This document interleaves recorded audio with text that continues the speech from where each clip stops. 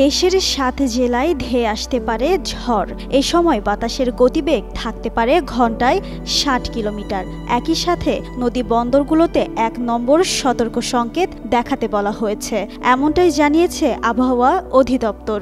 মঙ্গলবার দেওয়া এক বিজ্ঞপ্তিতে বলা হয়, খুলনা, বরিশাল, পটুয়াখালী, নোয়াখালী, কুমিল্লা, চট্টগ্রাম ও কক্সবাজার অঞ্চলের ওপর দিয়ে দক্ষিণ বা দক্ষিণ পূর্ব দিক থেকে ঘন্টায় ৪৫ থেকে ৬০ কিলোমিটার বেগে অস্থায়ীভাবে ঝোড়ো হাওয়াসহ বৃষ্টি বা বজ্রবৃষ্টি হতে পারে। এদিকে সবশেষ সারা দেশের জন্য দেওয়া ১২০ ঘন্টার পূর্বাভাসে বলা হয়েছে, খুলনা, বরিশাল, চট্টগ্রাম ও সিলেট বিভাগের অধিকাংশ জায়গায় এবং রংপুর, রাজশাহী, ঢাকা ও ময়মনসিংহ বিভাগের অনেক জায়গায় অস্থায়ীভাবে দমকা হাওয়াসহ হালকা থেকে মাঝারি ধরনের বৃষ্টি বা বজ্রবৃষ্টি হতে পারে।